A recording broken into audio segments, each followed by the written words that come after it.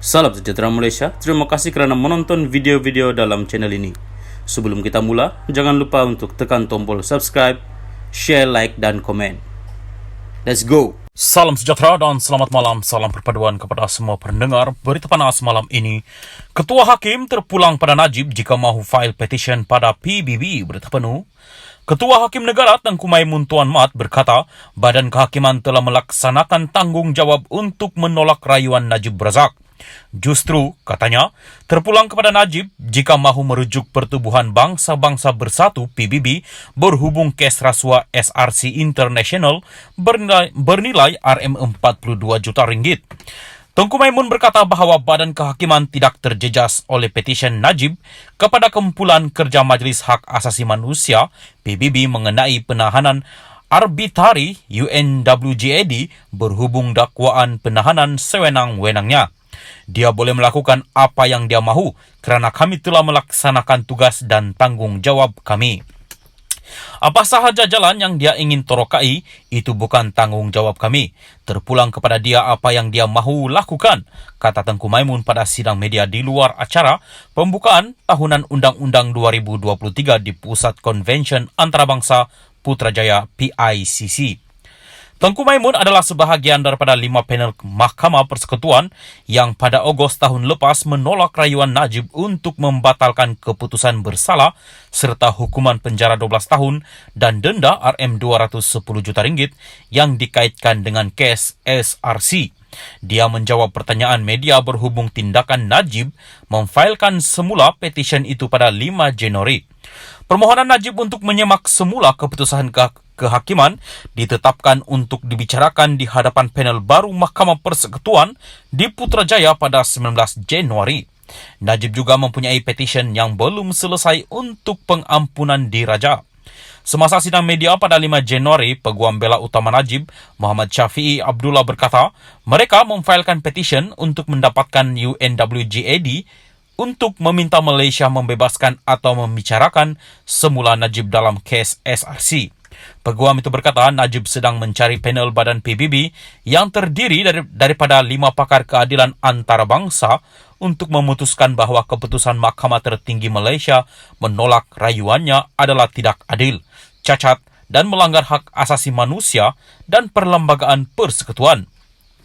Syafiee mendakwa Mahkamah Persekutuan tidak memberi masa yang cukup kepada Peguam Najib untuk menyediakan rayuan dengan membenarkan penangguhan pendengaran rayuan, katanya. Sekian berita, salam perpaduan.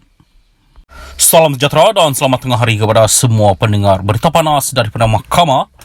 Ketua Hakim Negara dedah ada cubaan takut-takutkan Badan Kehakiman. Berita penuh. Ketua Hakim Negara Tengku Maimun Tuan Mat bersuara menentang percubaan pihak tertentu untuk menakut-nakutkan Badan Kehakiman dalam kes politik yang dibicarakan tahun lepas.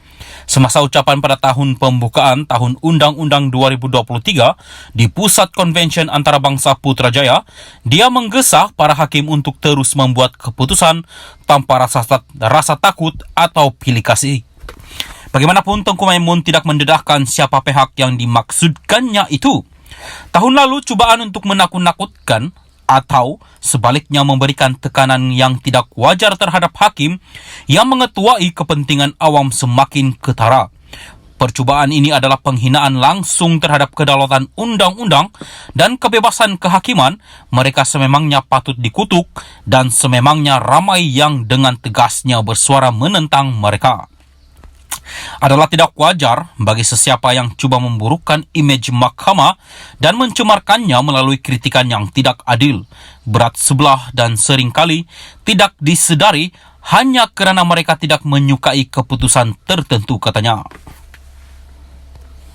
Salam sejahtera dan selamat tengah hari. Salam perpaduan kepada seluruh rakyat Malaysia. Berita terkini daripada Malaysia kini bertajuk PAU UMNO tak jemput PKR, DAP bukan sebab tak kawan Ahmad Mazlan. Berita penuh.